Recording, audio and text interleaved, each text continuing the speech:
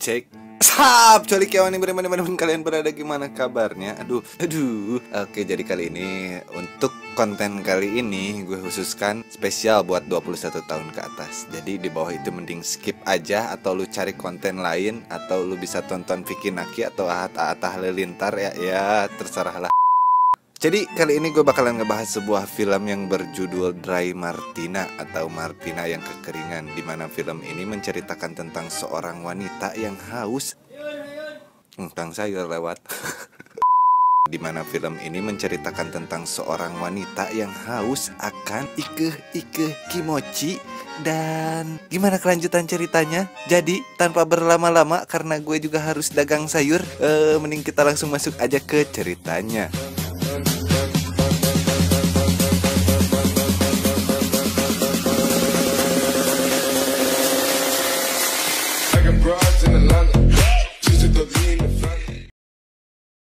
Diawali dengan memperlihatkan seorang penyanyi terkenal asal Argentina bernama Martina, ini orangnya. Belum selesai dengan nyanyiannya, ia pergi meninggalkan kafe tersebut dan terlihat seorang wanita yang mengejarnya, di mana wanita itu merupakan fans fanatik dari Martina, dan film Dry Martina pun dimulai. Adegan berpindah menunjukkan seorang pria bernama Juan yang mendatangi rumah Martina untuk mengantar kosmetik, pembalut, kondom, dan pakaian milik Martina, sehingga dapat disimpulkan Juan adalah manajer Martina. Kemudian, scene dilanjutkan dengan Juan yang menjilati surabi Martina. Anjing, lu pikir Oreo anjing, dijilat dulu terus dicelupin. Ternyata bukan hanya manajer, Juan juga seorang penjilat. Penjilat. Namun saat sedang dijilat, Martina tampak tidak bereaksi. Lalu Martina mengusir Juan. Keesokan paginya, Martina pergi ke dokter hewan untuk membawa kucingnya, karena kucingnya ini terus birahi dan membasahi semua benda yang ada di rumahnya. Kemudian ia mendatangi rumah sakit untuk menjenguk ayahnya yang sedang koma, di mana dia bercerita bahwa semalam dia mencoba ngemprut sama Juan namun tidak berhasil. Tidak hanya itu, dia juga berkata bahwa ia telah mencoba ngemprut dengan beberapa pria lain. Akan tetapi dirinya tetap tidak bisa Shanghai gitu ya. Jadi si Martina ini seorang wanita yang susah akan ereksi gitu terhadap pria, kecuali pria yang ia cintai gitu dan sayangi. Fuck, sayang lah, ngentot doang, jemput cewek depan gang. Singkat cerita, ia kembali ke klinik hewan untuk mengambil kucingnya. Namun, si dokter mengatakan bahwa kucingnya kabur saat hendak dioperasi. Kemudian Martina menghubungi Juan dan menyuruhnya untuk membuat poster bahwa kucingnya hilang.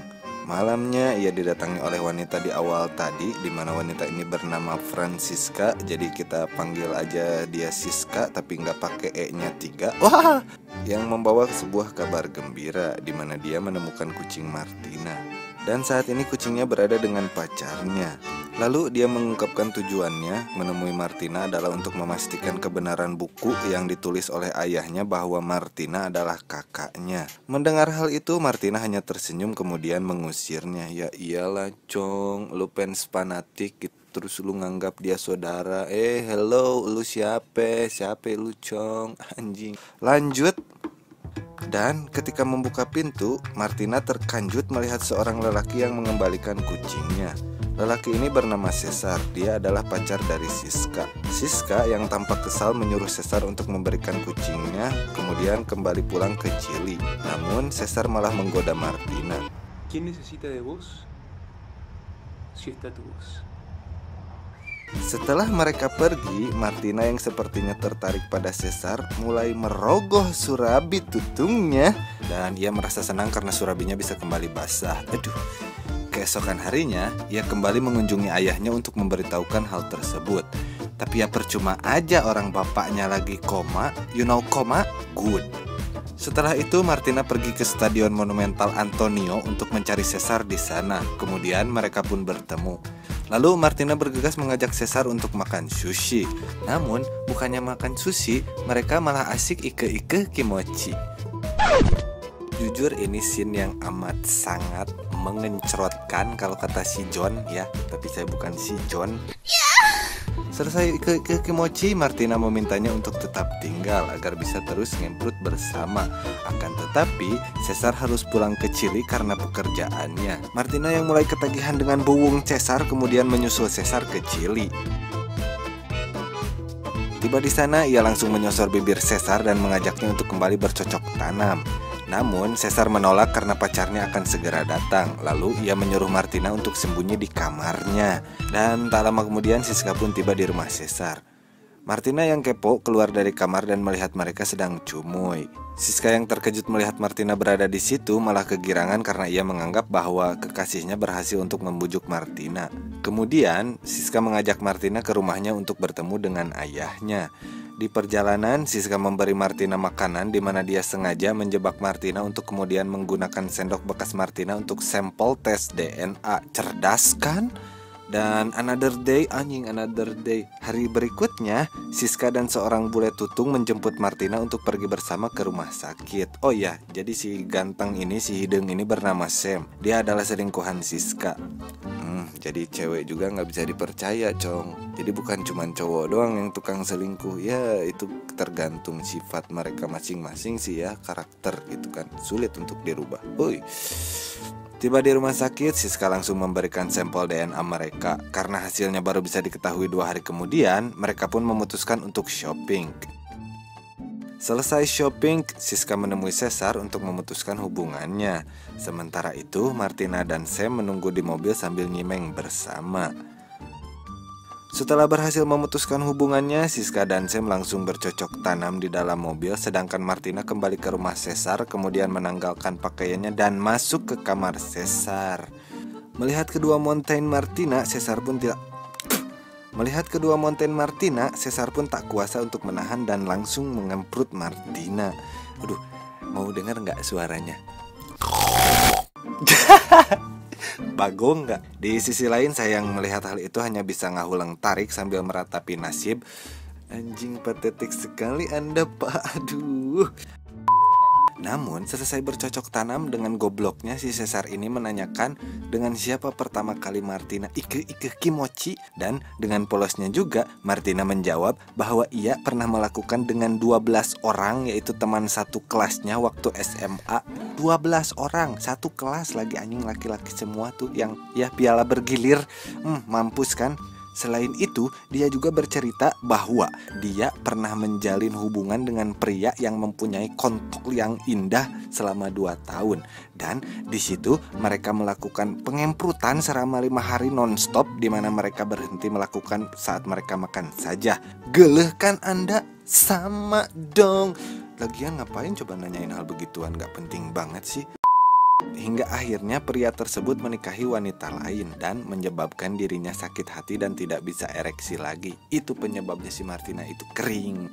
Mendengar hal tersebut, Caesar pun seketika terdiam dan tentunya ilfil dong dan geleh. Lalu ia pun mengusir Martina. Kemudian Siska dan Sam menjemput Martina dan menghabiskan malam di sebuah bukit yang indah. Di situ Martina mengungkap fakta bahwa ia datang ke Chili untuk bertemu Caesar, bukan untuk bertemu dengan Siska. Dan dia berkata bahwa ia menyukai Caesar dan sudah 2 kali ngemprut sama Caesar. Mendengar hal itu, Siska marah dan meninggalkan Martina di bukit. Paginya terlihat Martina yang sudah kelelahan setelah berjualan anjing, gimana yang berjualan bangsat, jualan cilok lo. Paginya terlihat Martina yang sudah kelelahan setelah berjalan menuruni bukit. Lalu ia mendatangi rumah Siska, namun ternyata Siska dan Sam tidak pulang. Singkat cerita, ketika Martina sedang tidur, Siska datang dan memberitahu bahwa hasil tes DNA-nya sudah ada. Dan betapa marahnya Siska saat mengetahui bahwa hasilnya negatif, yang artinya Martina bukanlah kakaknya. Papà vuole la ciuccia? No, Francisca.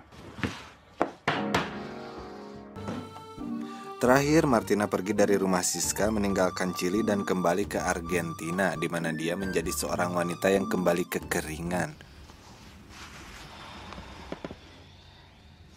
Tamat. Ending yang menyedihkan. Aduh.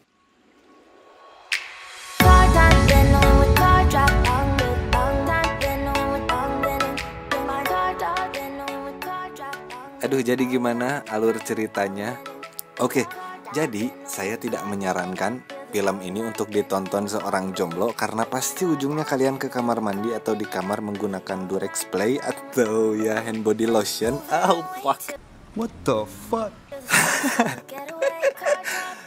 Jadi pelajaran apa yang bisa kita ambil dari film ini? Nih, gue punya pesan teruntuk kaum wanita. Dengerin baik-baik. Pasang jejebar kalian teruntuk kaum wanita. Kalau masih pacaran, mending lu nggak usah ngasihin apa-apa. Kalau mau pegang tangan atau sekedar cumoy ya udahlah, nggak apa-apa. Tapi cumoy juga itu kan awal mulanya terjadi sebuah insiden, di mana insiden itu dapat menyebabkan wanita kenyang selama 9 bulan dan aduh takut gitu anjing ngomongnya. Oh ya pokoknya intinya gini deh.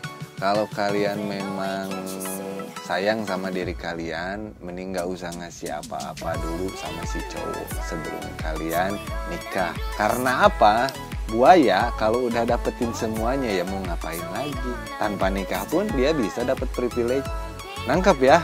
Oke, jadi cukup sekian dulu untuk video kali ini. Sebarluaskan video ini kepada teman kalian yang suka apa ya?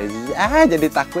Ya udahlah. Cukup sekian dulu untuk video kali ini. Mohon maaf untuk kata-kata kotor yang saya keluarkan dan thanks buat yang udah nonton sampai akhir. Saya Wawan mulu anjing bosen. Saya Cece pamit undur diri. Till next time and peace. Out nih. Bye bye.